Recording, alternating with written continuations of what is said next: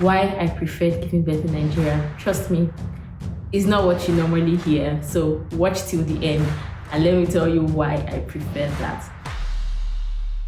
Hi everybody, welcome back to my channel. My name is Bologi Steven, and on this channel we talk about faith, life, and love.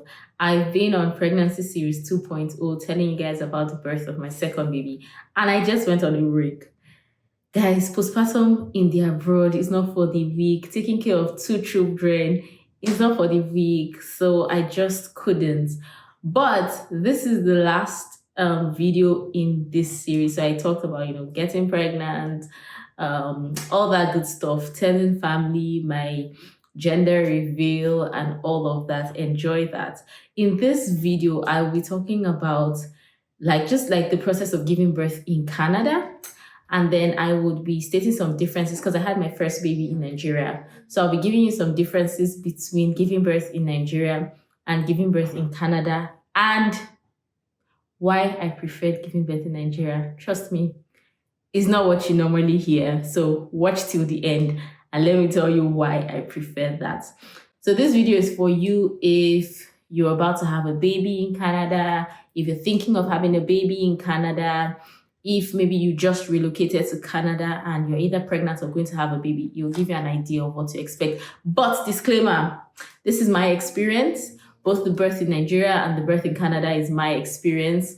So it might not be exactly what you will go through. Let me just put it out there. This is not advice or anything. It's just me sharing my experience with you. So this video is for you if you want to hear about my experience or you just like gist and 1 or 2 lessons out there. Okay?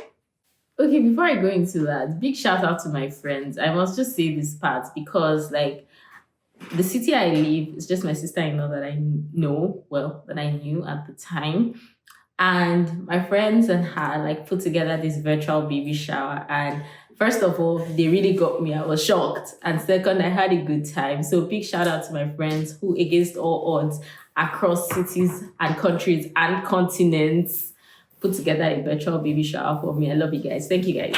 Okay, so let me tell you guys a bit about my process in Canada, because I came into Canada with a PR. Obviously, I have that whole relocation series on this channel with a permanent resident in Canada, so you can go watch that if you want. Having a baby as a PR has a few differences with any other means.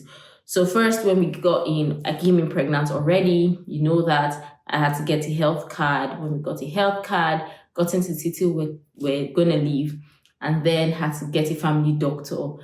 Thank God and all the people he used that we got a family doctor early. So I was able to see him in December. I think I was 3 months or so pregnant. And then he ordered all the tests to be done to check my levels. That was my first doctor's appointment. And then ordered scans to be done. But as is the practice here, you have to wait till an appointment, wait till an appointed time. I'll talk about those differences shortly. But yeah, we had to have all of that, appointments, the tests, the scans, everything was fine.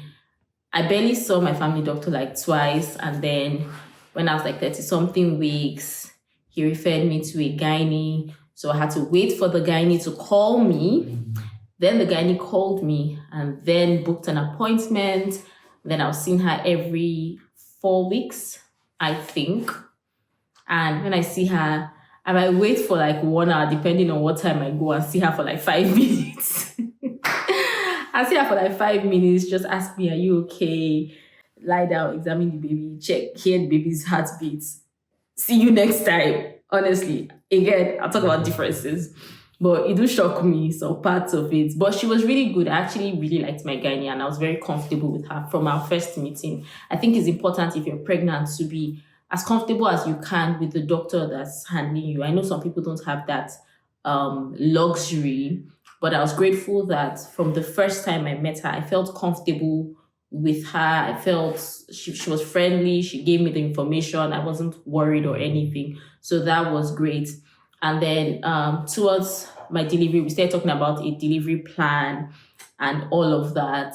And because I had my first baby through a CS, she asked me if I wanted to do a VBAC. So a VBAC is doing vaginal birth after a CS. That's a VBAC. I considered it, but I'm like, let me just do a CS. So we're going to pick a date. We went through all of that, picking a date, agreed on the date in June, and then just did all the follow-up meetings until then. And then on that day, packed my things. There was no labor. Like, I didn't go into labor because it was a pre-agreed date and labor hadn't come before then. So I just packed my bag, went into the hospital, got all the initial checks, registered in, got my nurse to see me. When they finished checking my vitals, everything, moved me to the theater, and I basically had my baby. Then they moved me after a few minutes, I don't think it was up to an hour, moved me to the ward I was going to stay. And then I stayed for 2 days and they discharged me.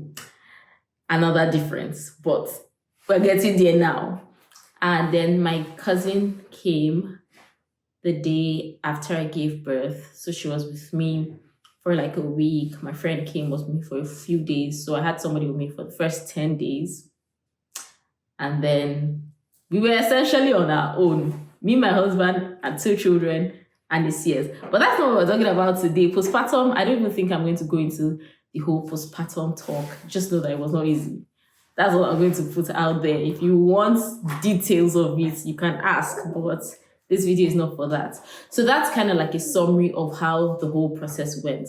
Now, let me tell you the differences between having my first baby in Nigeria versus having my second baby in Canada. This is the real gist. Are you ready? So first up, antenatal. In Nigeria with antenatal, usually it starts like 3-4 months. You go to the hospital, you register for it. They tell you how often you come, usually monthly at the early stages. Every time you go for antenatal, at least the hospital I use, let me also put it out there, people's experiences are different even in Nigeria. I'm not going to sleep on the fact that my experience was quite good because of the hospital I used in Nigeria. So it's not like general Nigeria, general Canada. People's experiences differ even within the same country. So yeah, every antenatal I went, I would come in, wait a bit, they call me in, I go get a scan, they take my vitals, I do a scan. I don't think I used to do urine test every time. I see my baby every time I go. Then I see the doctor, we talk for a bit, and I go. Coming to Canada was different. Like I told you, first, your family doctor will see you for a bit. If I had started earlier, I would have done, I think, 1 or 2 scans first, but like the dating scan and another scan, I think. But because of when we came in, I had missed the dating scan, and you will not do it again when it has passed. So by the time I came in, the only scan that I hadn't done that was in the future was the anomaly scan, which was like 21 weeks. So that was the first and the only scan I did all through Eliana's pregnancy, by the way. So that was definitely different. Nigeria, every time I go to the doctor, I'm going to see my baby. I went with that same energy the first time I went to see my family doctor, like, oh, I'm going to see my baby. Nope. You don't even do the scan in the hospital. Not with your family doctor and not with your gynae. You have to go to another lab. Like they would refer you there, book the appointment, and you go there just for the scan. Then they will send the results to your doctor. Then you will go there for the interpretation of the scan. In Canada, from what my doctor explained to me, if you're doing a scan on a routine appointment, then something is probably wrong. Maybe they not hear heartbeat or something. So that was one major difference, the whole antenatal process. In Nigeria, you're doing it in the same place, most likely the hospital you're going to give birth, unless you move somewhere else. But you're doing your antenatal in one place from beginning to end, if you choose your hospital. But in Canada, you start with your family doctor, your scans are in a different place, your tests are in a different place, and then you're moved to a gynae, and then you have a baby. So that's one difference, right? Another difference was in Canada, there was something called a Preadmit.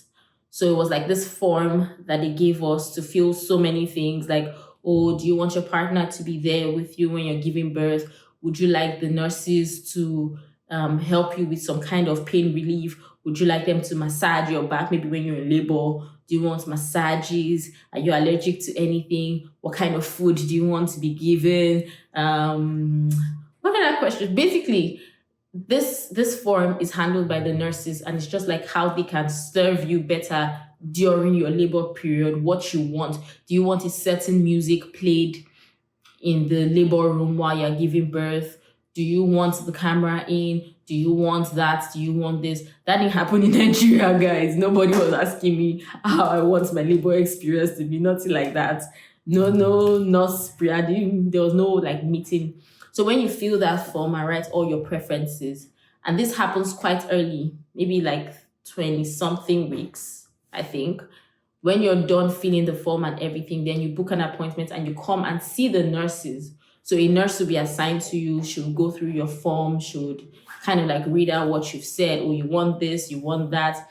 Okay, is there any difference?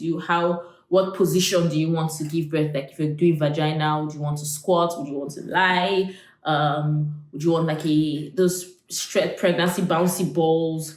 Would you want like a massage to soothe you? All of those things. So they'll just run through that with you, kind of get you in a mindset to set the atmosphere the way you want for your labor, which I think was really good. It made me, filling the form made me like think about it. I think many times, well, I'm not saying many times, I only have 2 children, but at least in Nigeria, like I didn't really have to think about how I want my labor room experience to be. Granted, I had a CS both times, but filling this Preadmit form made me kind of like think of how I wanted the atmosphere, how I wanted the room, who I wanted inside. And it also kind of makes you expect it and anticipate it and get you excited for your baby. So I really liked that. I liked the thought that they were going to give me a massage if I wanted. Sadly, I'm not sure I do labor, but that was nice.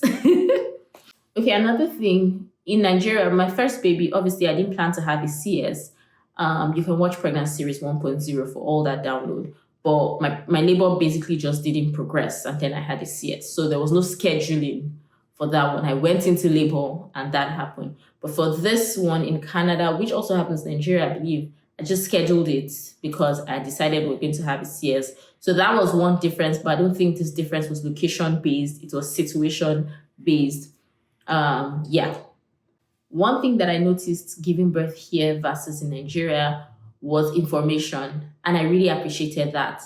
Here, giving birth in Canada, like every step of the way, they explained what they were doing. So a nurse is coming, she's tapping my hand, she's telling me why she's tapping my hand, she's telling me where she's tapping. She's basically speaking through the process, and I really appreciated that. It gave me information, to know what they were doing to my body at the time. After I registered, came in, they booked me somewhere.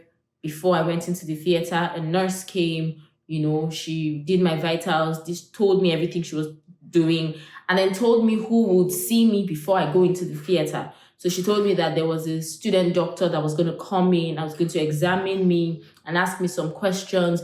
Then the anesthesiologist is going to come in. Then these are the people that are going to be in the theater with me. It was a whole, it just helped me feel comfortable because I knew what was going on. In Nigeria, even though the hospital I used, and the nurses, the doctors, they were actually it wasn't a rude experience or anything. They were friendly and all of that, but they weren't as proactive with giving me that information. So maybe they want to take my blood, they would just take my blood. If I asked, they would explain. But here it was a case of being forward with information, being proactive with the information, explaining to me everything that was going on. I think, for example, in Nigeria, the anesthesiologist, the person that gave me the injection that numbed me. In Nigeria, he was very friendly. He was really trying to put me at ease, trying to gist with me, asking me all these random questions and all of that. Here, they weren't really trying to gist with you, but they were telling me what they were doing. Okay, I'm counting down your spine. I'm going to do this. You're going to feel this. After this, you're going to feel that. And I appreciated that. It also puts me at ease. My kind of person, I like to know. So knowledge puts me at ease. Gisting does too, but I think for me, I would favor knowledge over gisting to put me at ease. So that was another difference.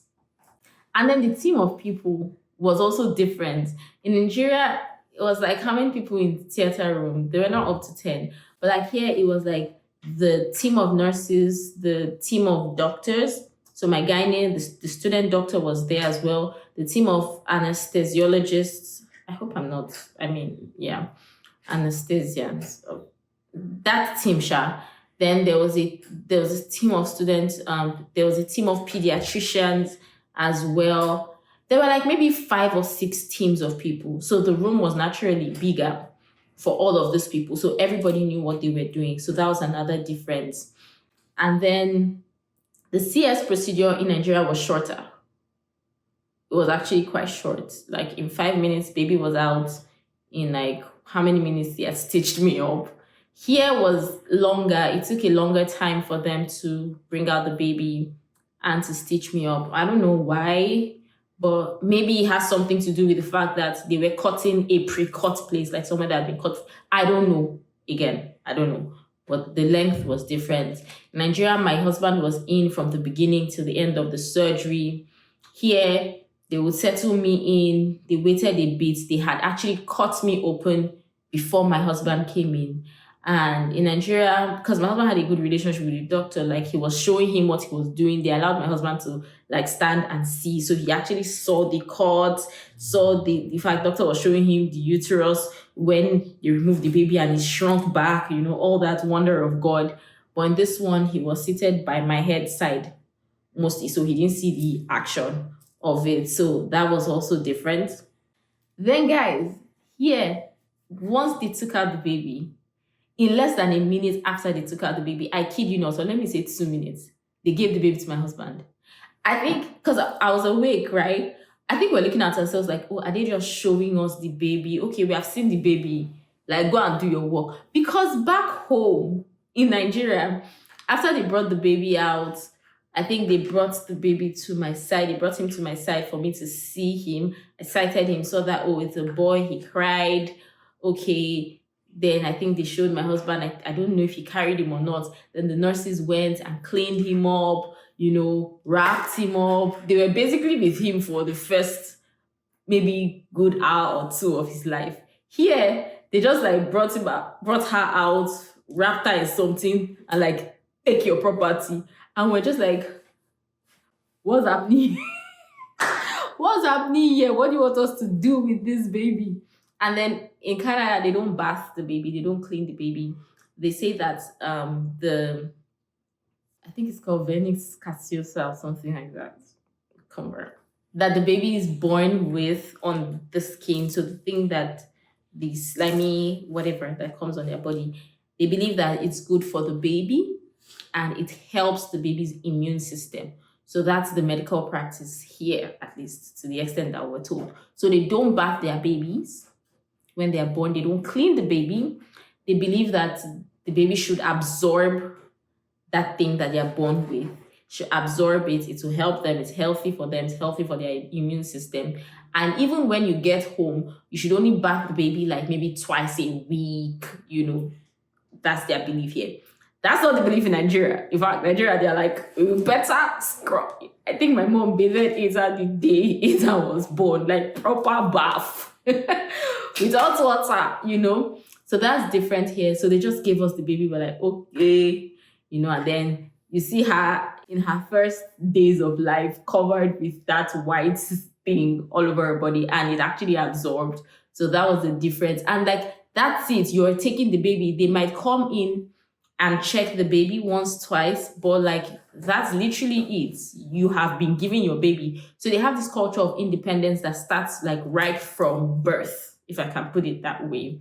In Nigeria, we have that supportive communal system that also starts right from birth, the major difference. Now, when you have a CS in Nigeria, at least from my experience, you're told to lie down for like hours, maybe even like the first day.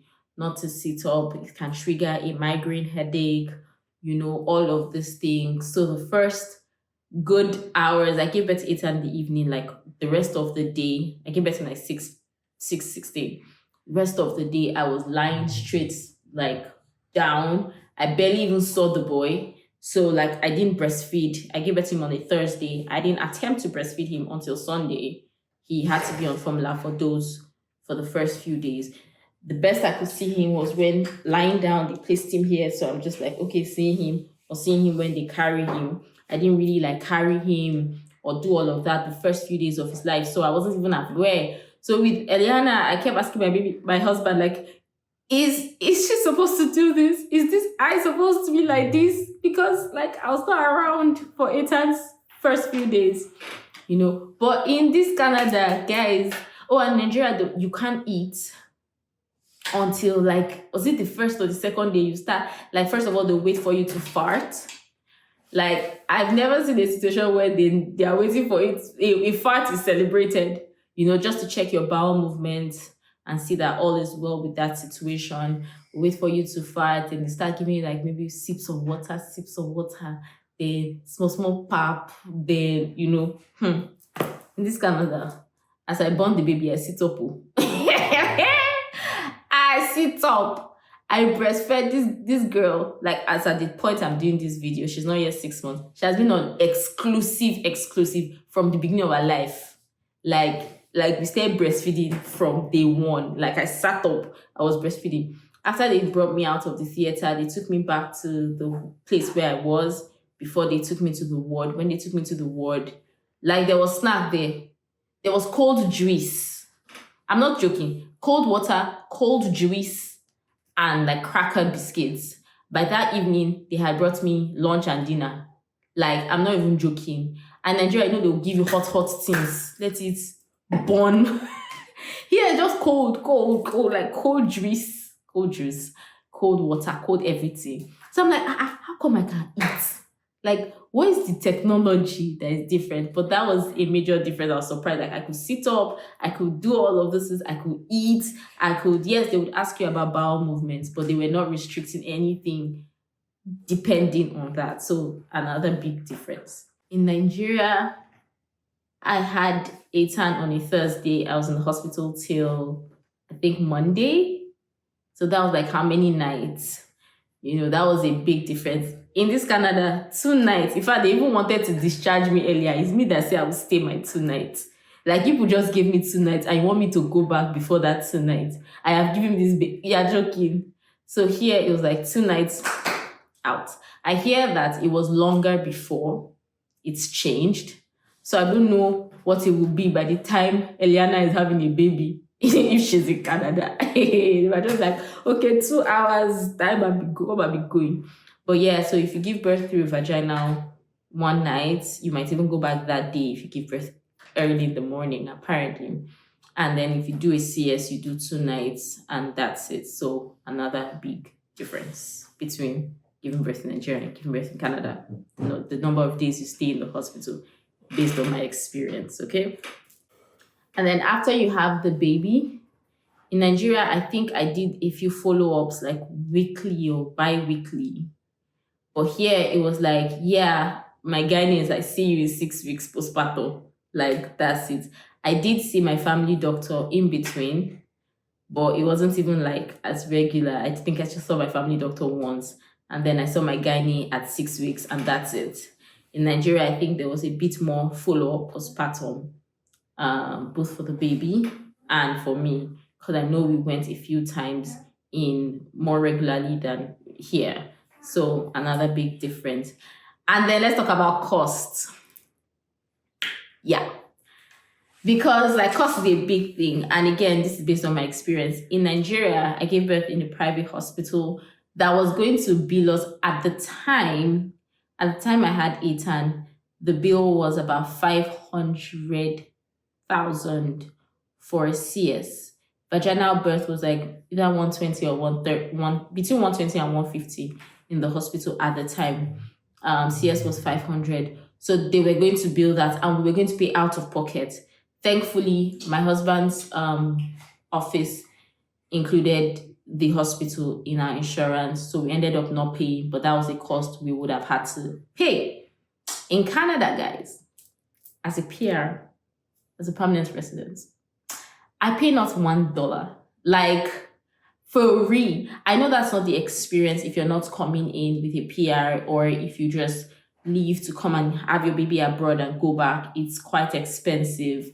The range is different depending on the hospital, depending on the province, depending on all of that, can get as high as $10,000, even more. So I'm not taking that for granted. But as a permanent resident, you pay nothing. The entire process, there was nothing we paid for, not from the doctor's visit to the scans, to the gynae visits, to the birth itself, the room. I do know that if you want a private room, you get to pay. That was part of the things in the pre-admit form I talked about.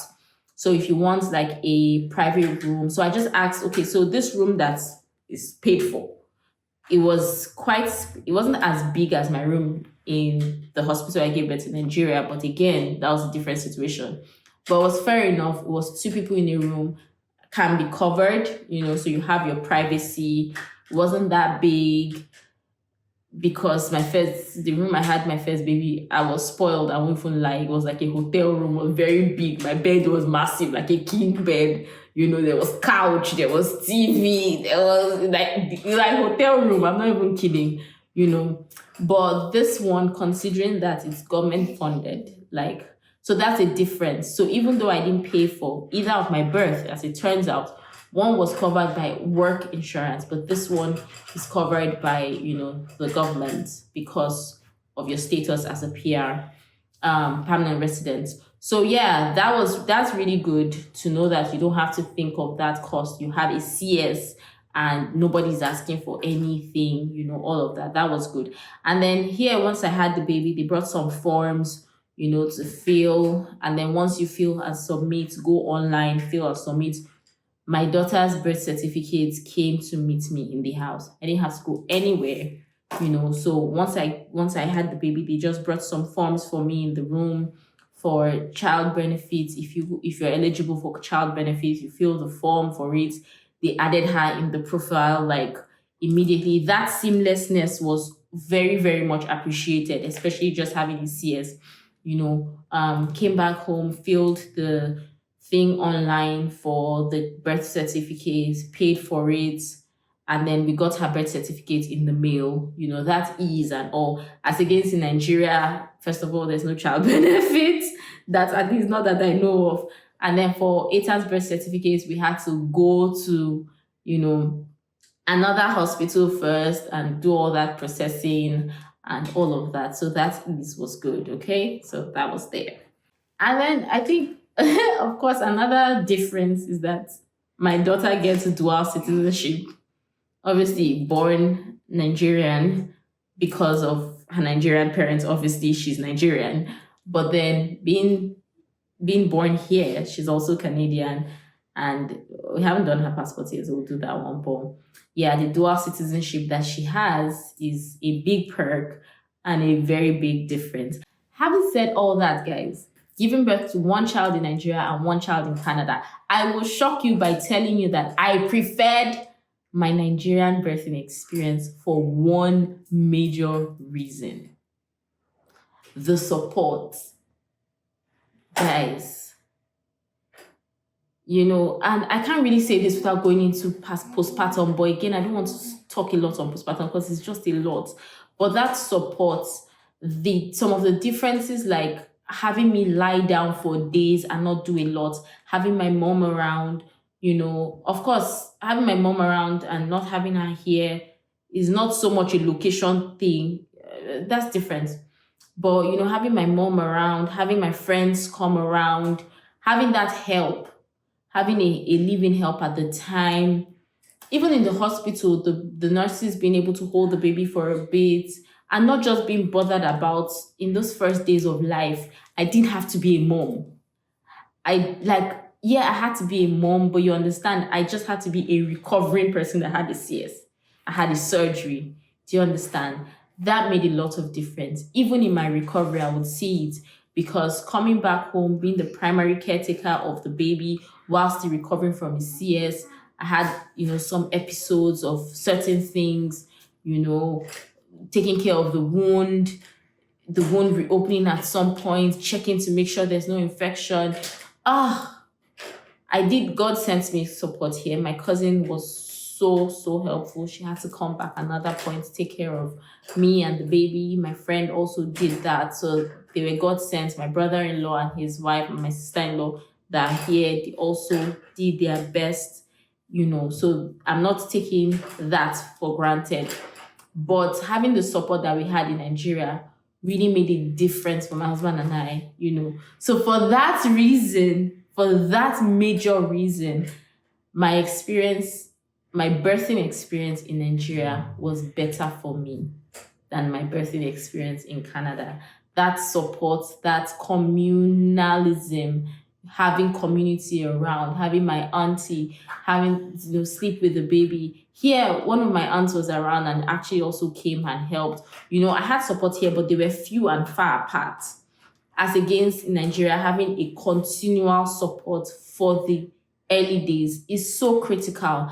And on that note, I just want to tell every new mom or any expecting mom, you're pregnant, prioritize those first days of recovery. Prioritize it, whether you had vaginal birth or you had a CS,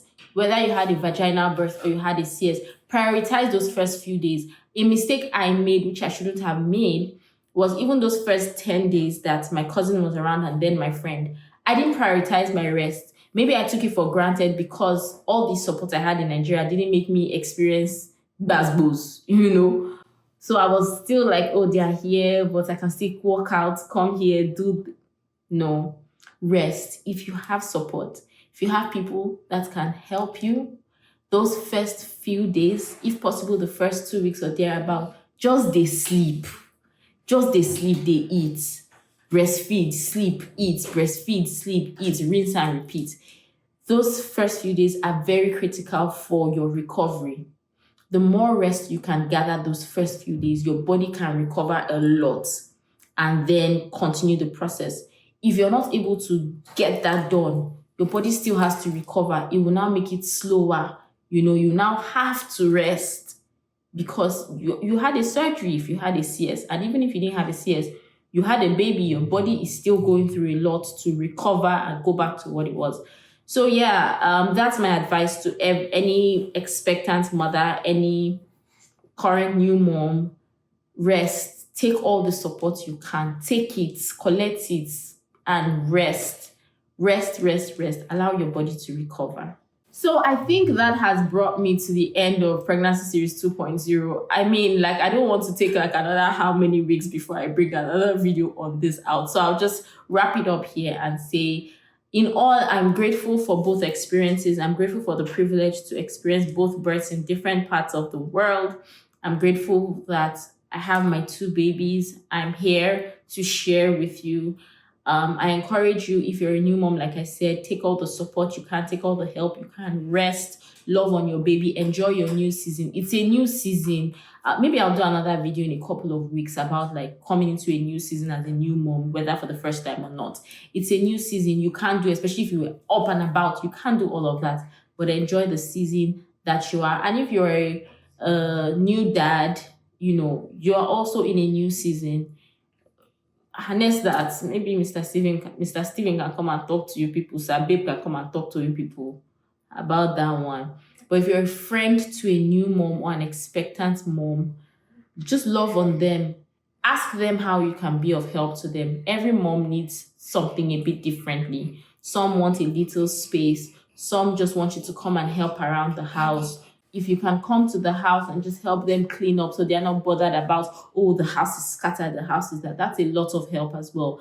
I remember my brother-in-law and my sister-in-law came to the house when I just had a baby and they were just like, what can we help you do? They helped us, I think, arrange the children's clothes. They helped us clean the house. Trust me, that's a lot of help. If it's to bring food that they would eat, whatever it is, just ask your friend, how can I be of service to you? How can I help you? And all of that. And they would really appreciate that. So that's the end of Pregnancy Series 2.0. It's been a long time coming. I'm glad I was able to share this experience with you. As always, don't forget to like this video, subscribe to this channel if you enjoyed it. Send it to somebody, share with an expectant mom, encourage somebody with it, and just share so that more people can come across the video and be edified, enlightened, and just enjoy the video as well. If you have any questions or anything in particular that you would like me to talk about on this channel, faith, life, love, anything at all, just feel free to put it in the comment section and I would come and talk about it. I will do my best to be as consistent with videos going forward. I will want to continue bringing out videos weekly, but bear with me if they are not as frequent, but I will do my best as I'm able to. I'm also trying to prioritize my recovery, my health, and just taking care of my family. Until the next video. Love you. Bye.